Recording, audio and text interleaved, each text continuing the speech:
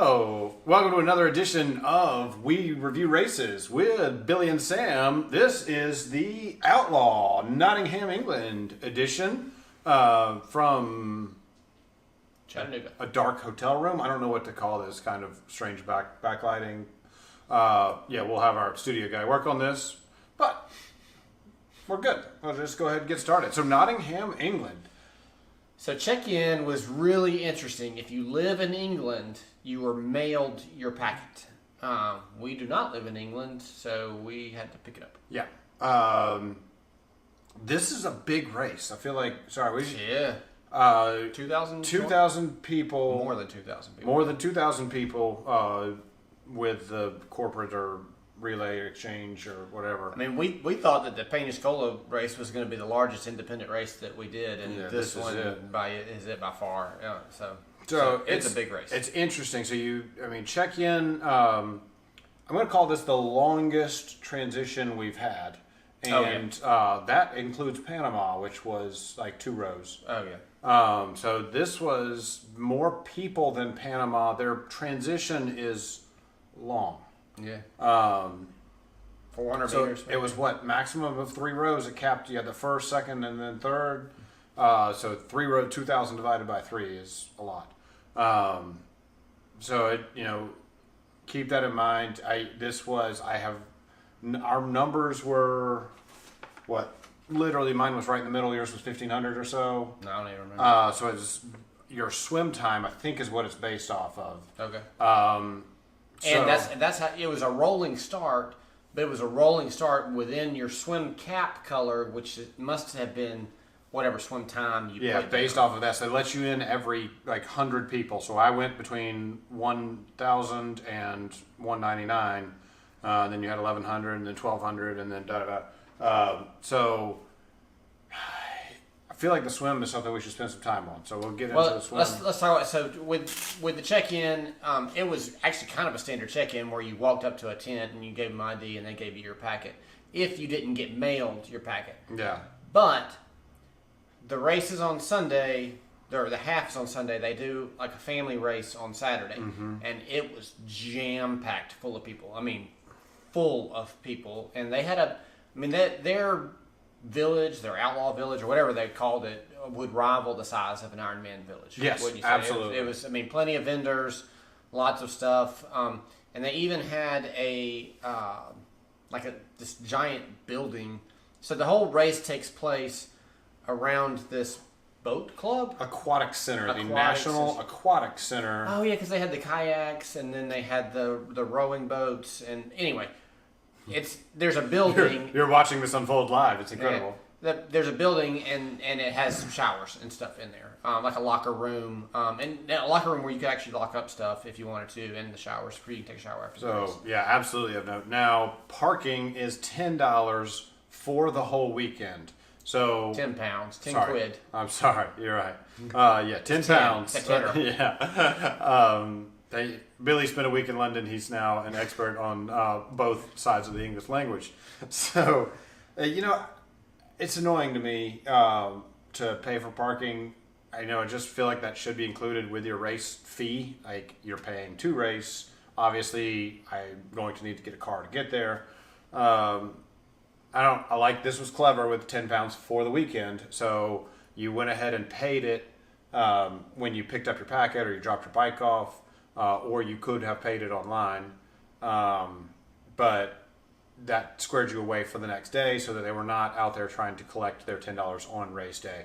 So as far as annoyance of parking, this was the least annoying paying for parking I've ever had. I mean, they gave you, it was a pass too. You had to show the pass to get in the next day, or you had to pay. I mean, it was just one of those things. So, but at least you didn't have to pay for your ankle strap.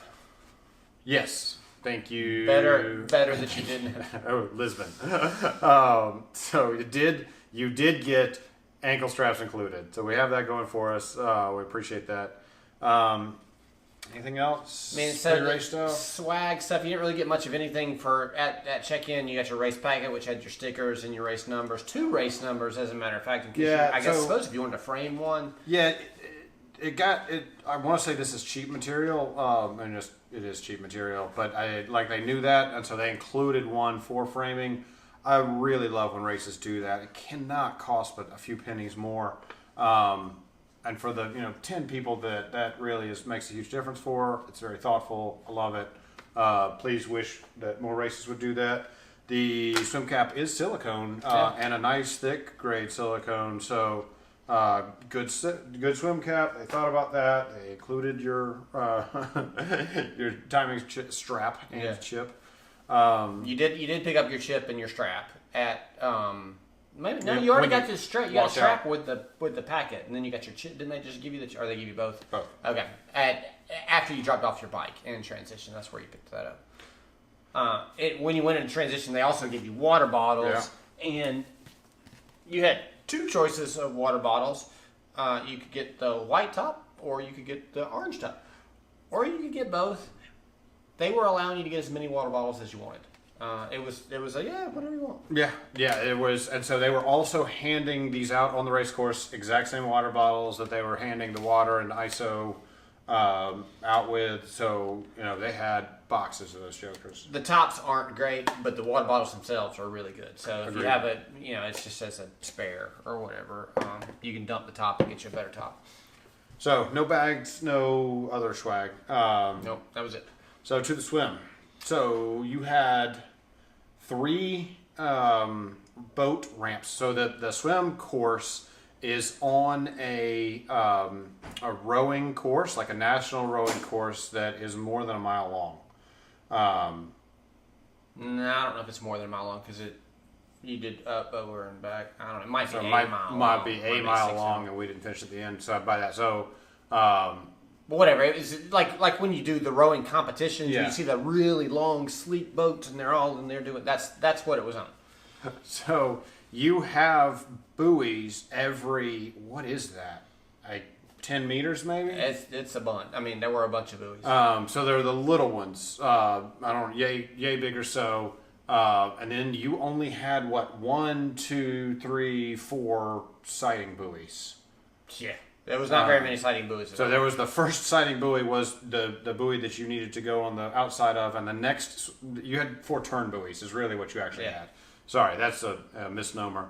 So it's interesting at the end that you start at, there are 4 docks is what I want to call them. And they had people, you just jumped off the end of the dock. Yep. So it was 3 people every 6 seconds or so, divided by 10,000. That's 2,000. A long. Sorry, 2,000. 2,000. This race just keeps getting bigger in my head. Divided by 100 million people that did this race. So divided by 2,000. It's a long time to get everybody in the water. It took forever to get everybody in the water. I was scheduled to go. I don't know. I was at least 15 minutes behind my scheduled time. Did you see what yours was by the time you got in the water? Similar. So there's 3, right? And the swim lane is on the far out. So the closest one to us, I was watching nobody jump off of. They didn't plan that very well. They could do that a little different because the furthest, the one that's close, so they corralled everybody on this road, and then you went into the swim corral, and then you could choose whichever one you went into. What they should have done is, number 1 through 100 go here, number 101 through 200 go here, so that everybody's kind of. But the furthest one, you had to go further because the way the angle was, you had to swim over to the lane and then up. Yeah, so imagine a triangle, right? The furthest one was a wider wedge, the middle one had a shorter, and then the last one had a straight shot. Straight on, So my suggestion would actually be to move the timing mats. So you moved the straight shot further back so that they started their time earlier. So by the time that they jumped off the dock, the time, and I feel like that could be reasonably accomplished as a middle way, or not trying to. I mean, you easily have a 30-second advantage if you're in that particular line, which is what everybody understood very clearly, and so they all so that slowed everybody getting out onto the roads. By the time they got to my group, which I was like 15, 20 minutes later than Sam, they had started forcing people into that third corral, and then forcing you into the second, and then forcing you to the third.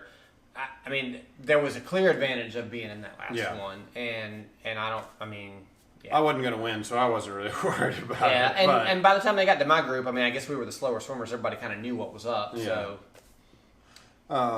So, that water is not clear. It is just a standard pond, dirty. This was interesting. My standard for European swimmers is higher than America. Those races are also smaller, so this is a big race. But I still got swam over a few times, or got bumped and nudged. And you literally go like a mile, literally, it's like straight over back, and you're not even coming all the way back. You're only coming like a quarter of the way back, and then it was. Yeah. So you've really got, I don't know, call it like 900,000 yards of perfectly straight. Like there should not be anything, and there was bumping and rubbing. And it's a wide lane. It's not like it's a narrow lane. I mean, it's a really wide lane, and I was kind of swimming far to the left, and people were bumping and nudging me. And there was the one guy that I could always see. He was wearing the bright yellow hat, and he never moved until I hit him. Then I realized, that's the buoy. That's one of the rowing buoys. So pretty early on, I started following the rowing buoys because I was pissed that there were no good sight lines. So then it occurred to me, I just need to follow this. So I put them over my left shoulder and was pretty good. I mean, you had the occasional people going zigzagging, coming across my lane. But yeah, for me, follow so the pro tip here is follow the rowing buoys. It'll make your life a whole lot easier. And if you'll put them on your left shoulder, the less experienced swimmers seem to be further out on the left, and that rang true with Billy's experience. Yep. So for what that's worth, I'd recommend that. It was chilly. It was a chilly swim, not brutally cold, but chilly and wetsuit legal. I mean, by far, I think it'll always be wetsuit legal. Yeah, they were not even surprised. Yeah. So you get out of the swim, it's what they advertised was it's a lot closer to transition this year. Well, it is a lot closer to transition, but transition's like a quarter of a mile long. Yeah. So all they did was just to widen the transition. So anyway, you come out of the swim, you go up a ramp, over and into a grassy transition area. It was not muddy, but I can imagine that it could be muddy. It was muddy when I came in on the bike. Was it? Okay. So everybody who come out of the swim. Yeah, so your swim in and bike in are through the same thing, so there's no advantage to your placement on the racks. Yes. But yeah, the bike shoes had torn it up. We'll cover that in a minute. So you run down to your bike. Your transition was at the bike, and there, I don't remember how many bikes per rack. It was an elongated rack, so there were 8 bikes per rack, but it was longer than standard US. I didn't have any trouble with space, and everybody around me was pretty respectful. I didn't have anybody that was sprawling out. But you change your stuff, pick up your bike, and head out the other end of transition onto some pretty crappy roads. There's no other way to say that. Yeah. We've come to expect a lot out of European roads. Yeah. And these weren't Napa bad. I mean, these were not the worst roads we've ever been on. No. But they were below average. And there were some reasonable roads. Yeah, for Europe, they're terrible roads. Yeah. So as a European standard, these are bad roads. As an American or international or whatever you want to call it, standard, across if I were to compare it to the U.S., I mean, it has some good, it's maybe a good Texas road. So it has below average for some good to it, but more bad than good, and certainly not, terrible roads. Some of these, I made the joke, we were talking about how much spray paint must have been used to mark all the bad. I was like, man, we could have just saved money and just marked the good line. Just stay here. Just stay right here. Yeah. But yeah, so the race had tried to mark where the bad spots were. Apparently, this is unknown. If you're from England, you know that Nottingham has bad roads. So just know that going into it. And there's gravel in there. We should. Yeah. So speaking of Nottingham, side note, there was, out of the 2,000 people that were in this race, I never saw one person dressed up as Robin Hood or the sheriff of Nottingham. There was an opportunity for all kinds of cool stuff in this race, and it's an independent race, so it's not like it's really that big of a deal, right? But Nobody was dressed. Not one person was dressed up. Nor did they even really have the Outlaw. Didn't even use the theme, the Robin Hood theme or anything. You went Outlaw. It's so close. You're almost there. But yeah, I mean, I like the Outlaw, the brand and the kind of reference. I love it. I would have liked to see more of it. Yeah. So anyway, the bike course is a one loop bike course with, I mean, just kind of several out and backs, really. And it's kind of a strange, I never saw Sam, and I would have thought that I would have seen him on one of those out and backs. And yeah, he was. When you have a 15-minute head start, it helps. So it was kind of like you go down a road, out and back, down another road, out and back. I mean, it was kind of a strange course, but it was, I mean, pretty cool. I mean, the scenery was nice. You were going through basically the English countryside. Yeah, it's pretty country. I mean, so, tiny little cottages, farms, the rock walls. It was a very scenic course. It was nice. Wasn't too terribly bad on elevation. What was it, 1,800 feet of elevation? Yeah, it was a little more than I was expecting, but, not bad. I would call it rolling hills. Rolling, yeah. I mean, definitely not flat. Would not call it flat at all. There was definitely some stuff in there, but not terrible. Rolling is what we would call it. And then you come to the end, and he told us. I mean, the race director said, last mile, be careful. The roads are crap, or it's really. I mean, all the roads were crap. Yeah. The last mile was dangerous. Was not actually a road. Well, was not a road in our sense of a road. It was gravel and sand. Yeah. And so be careful with that. Interestingly, I mean, a mile or two before that, as I'm coming in, getting closer towards the finish, so maybe 2 miles from the finish or whatever, a dude had wiped out. I mean, the roads had potholes and all kinds of stuff, and I mean, he hadn't even gotten to the gravel yet, and he had wiped out and was sprawled all over the road. He was okay. But anyway, that last mile, that's rough. I mean, I just be prepared to clip out and. I mean, I never slid or anything, but it was. No, I mean, I don't know how to tell you how to prepare to ride on that kind of gravel and sand. Yeah. It was doable. You cannot turn when you're on that stuff, so you've got to pick a line when you see it and just stay on that thing and pray.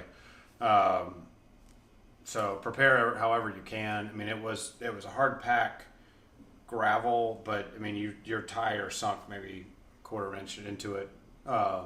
Centimeter into it, maybe, for our European friends. But yeah, so it wasn't. I'm not gonna call it hard packed gravel because I've ridden on that stuff and it doesn't really bother me. This is soft. Well, yeah, a little more sandy, for sure. But yeah, we had tri bikes. I didn't have any issues. I mean, okay, so just be careful on that last mile. Other than that, the bike was actually a relatively fast-ish. I mean, it's average bike for me. Yeah, that was an average bike for me too. It was. I don't see that being a PR bike for many people, just with road conditions being what they were. But the scenery was fun. You had plenty of competitors to be able to see everything. You had plenty of support with police and volunteers everywhere. So this was not a closed course. But the cars were very respectful, so yeah, I didn't have any issues. And usually usually there's the one guy that's like, yeah, you're messing up my day. So you're finding one car every race. I just wonder that has open courses, open roads. I wonder if it's not the cars. I mean, it could be me. probably is me. At some point the issue you have to wonder is the issue something else. Oh, I gotcha. So we get to the run course. So you wanted to talk about the mud coming in? Oh yeah, thank you. So you came in on the bike, and of course it's your swim in, so everybody's soaked it up out of the swim. When I came in, I had taken my shoes off, and it was muddy, got my socks wet. So probably say leave your socks on to the Outlaw guys. I mean, you've got 2,000 shoes. Well, you got what? I'm going to call it 4,000 people going through there because 2,000 swimmers and then 2,000 bikers. Hey, just invest in a little piece of carpet right there and just get them to where they split so that you only have half of that or a third of that number then there. So a little piece of carpet there would have gone a long way But yes, so watch the mud there. If it was reasonably dry for us, if it's raining, that thing was going to be a pit. Yep. We've had that before in races too. Yeah. For the races where it's muddy, just leave your shoes on. Yes. All right. So same thing.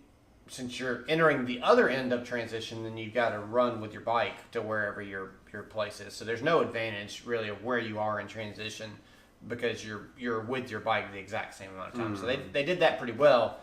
It's just a really long way. Yeah.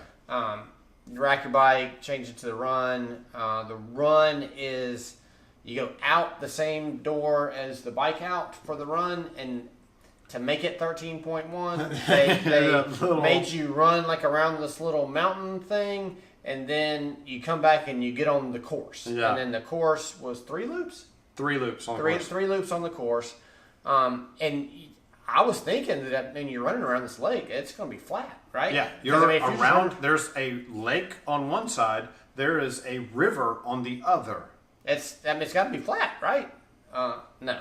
So you run around and then they make you zigzag up this hill and then zigzag back down the hill and then back around the lake, and then you do that 3 times. And then after the 3rd time, you pass transition and you go towards go towards the finish. The zigzag, I mean, there were a couple of places where the hills were kind of steep.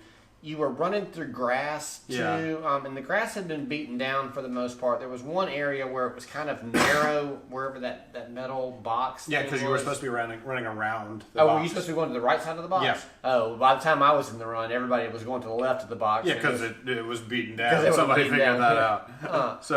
But it was just the one little narrow trail. That I just want our judges to note that somebody cheated the course. Did you go around to the right every time? No, absolutely okay. not. Yeah, I didn't volunteer. I never was. I mean, there wasn't an arrow that said that you had to go that way. Yeah, I had 13.1 on my watch, so we're good. But they advertised 3 aid stations, but there were 4, and which made it 12. Yes. But he said in the race briefing there were going to be 3. So I don't know if they added one or he just miscounted or what the deal was. But there were 4 aid stations, which meant that you hit each one of them 3 times. So you had 12 aid stations, which is perfect. It wasn't so for the English people, the actual people that lived in England. Yeah. They said it was really hot. Yeah. It was not really hot. No. This was fantastic weather for this race. It was. Mid 70s, I don't know. Whatever it was, it wasn't really hot. No, it might, and so they were apparently steaming. This whole trip to England, we were wearing jackets, so it was cold for us the whole time. But yes, coming from Spain, Lisbon, this was cold. So made for a good, pace. I like the cold weather. The cool thing, I mean, 3 laps gets a bit repetitive. But they kept changing what you were looking at. You had they had done a great job of keeping the spectators off of the run course. You had a couple of little narrow channels, but it was never very long, and I never got caught up in anything. So plenty of width on the run. Very comfortable, and the whitewater rafting was on the backside, so we got to run along that, which was really cool to see. They were practicing the kayaks, and they were practicing saving people that had fallen out. Those kinds of things. Did you watch anybody jump in? Yeah. I think we were together on that one, dude. So yeah, that's a lot of fun to have something else to look at. This was kind of a mixed. More talkative than Austria, because nobody talked in Austria, but less talkative than an American race. I mean, we're in our usual spots. I don't know what we do this one in 6.5 or 6. Oh, you did sub 6. I was 6:13. So we were actually a little faster than normal, but not much. And still not a lot of people wanting to have a chat. So, just for what that's worth. I mean, everybody was friendly. Nobody was mean or, why you even talk to me kind of thing. It was just kind of like everybody's off in their own world and they're doing their own thing. Maybe because it was hot. They were suffering. I don't know, man. It felt great to me. Focused on the race. Yep. All right, so you the 3rd time you get to the finish line, so you pass it on first lap, start second lap. No, you pass the 4th time you see the 4th time you see the finish line, you actually get to go finish. Third time. No, because on the first lap you pass it and then you go around. Then you start the second lap. Yeah. And then you start the third lap and you go around. And then the fourth time you see it, you hit it. Okay, whatever. One of the times when your watch says 13 miles, yes, you should stop. You should get it and don't listen to Billy. That's okay. I'm sure this video will long have been forgotten by the time that anybody actually is on their run. Yes, 3 times. But you pay attention. All right. You start the race. You pass the finish line. We'll have this argument offline. On the first lap. We'll have an argument. Post your comments in the below, and we'll know that Sam's right. So, so you finish. This race did the very first family shoot I have ever seen, and it is incredible. And I want to give them major kudos for that. Yeah. So you had a standard shoot for you to go through, and then you had a side shoot. Side area before you hit the finisher's line.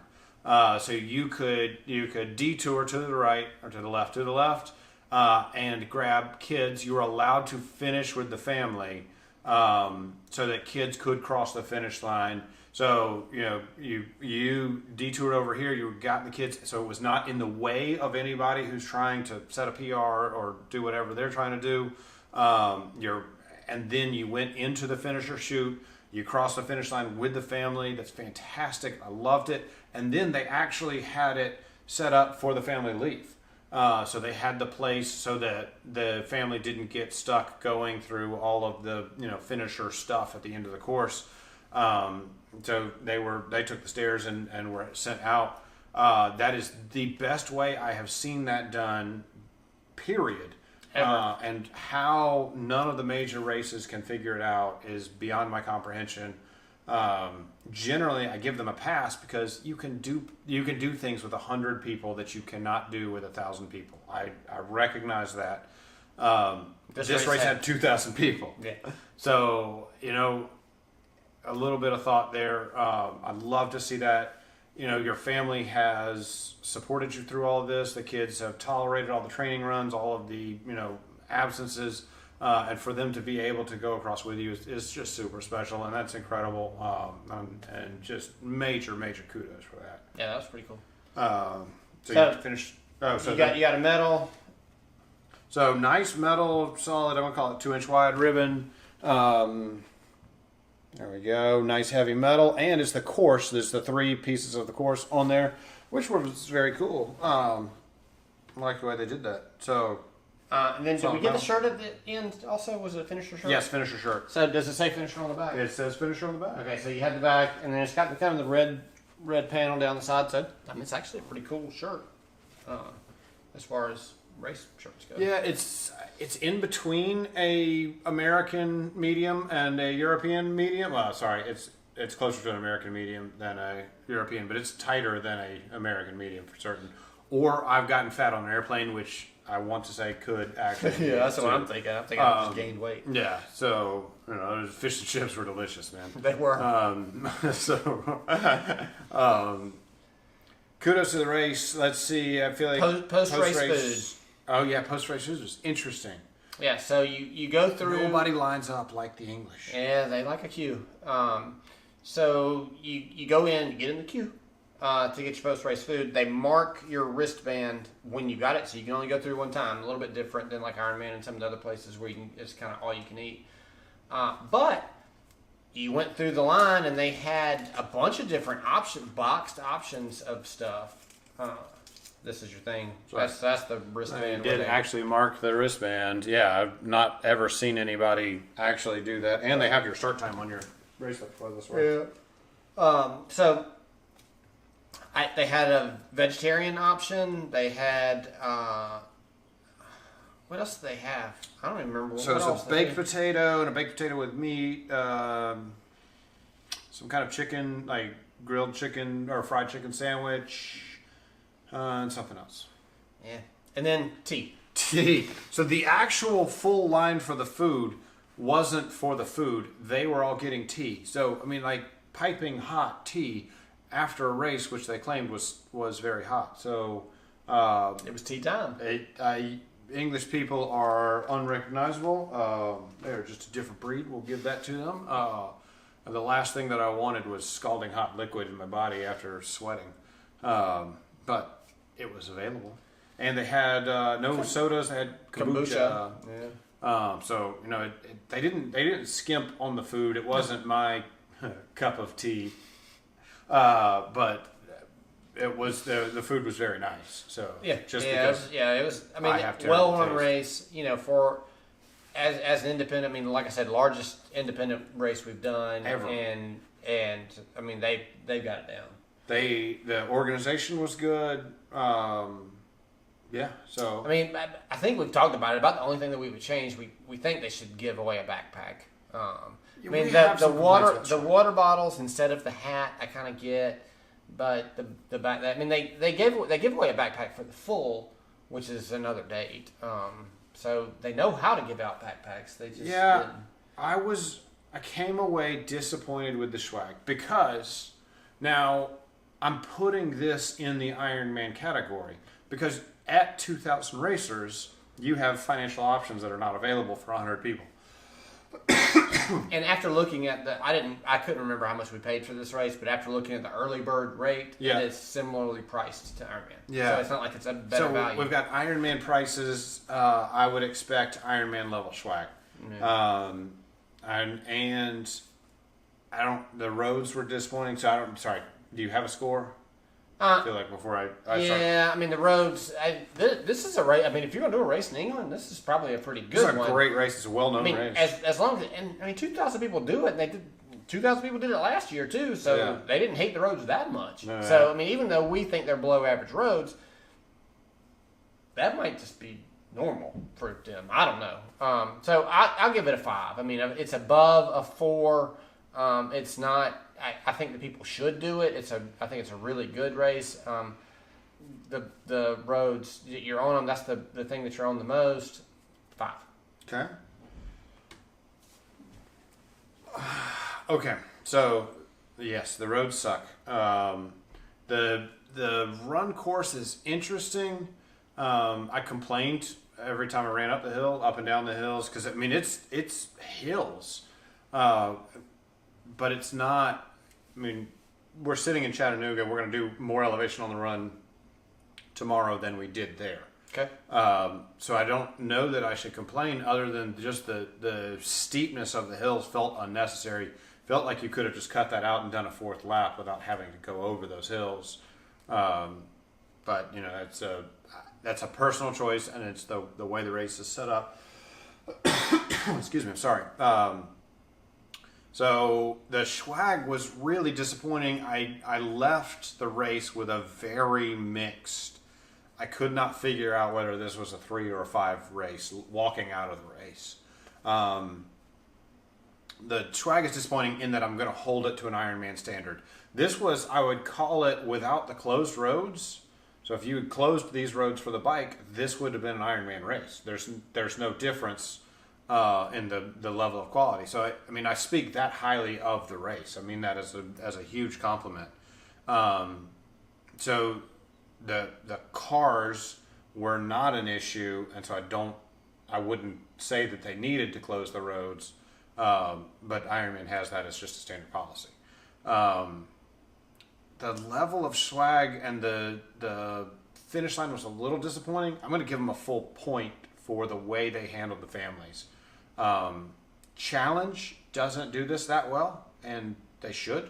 Clash in the States, I'm saying these are international level races that this race was hands down above. So I'm going to go from a 4, which is where I was, to a 5, just based off of how they handled that and their organization for that. I think, certainly a full point is could be on the roads if you could figure out how to get, because they weren't all bad. There were some good roads and there were some normal roads. So if you could fix that, that would be huge. The swag, I've come to expect water bottles on a international race, so that part wasn't surprising. Handing them out beforehand was new, and that was appreciated. No backpack, no hat, no towel. Usually with a race like this, I would expect a Pensacola level of stuff. Yeah. And so, that's the reason that it gets a 5. Nothing, I don't really need another backpack, let's be honest. But let's also be honest, not everybody does 49 races in a year. That's true, doesn't need 50 backpacks. So, the people that are watching this, maybe they're deciding whether or not to do this one over or another something else. Yeah. For me, I recommend the race. Yes. I think it's a great 5 race. is a recommendation. Yeah, but it's just, there's some things. These are the issues that we have with it. Right. So, thanks so much for watching. I guess look forward to our videos of the review of England. Are we going to get a review of England on the next one? Oh, we need to do a whole travel video, don't we? So, look forward to a 2-hour Billy and Sam special coming up. Thanks so much for watching, guys.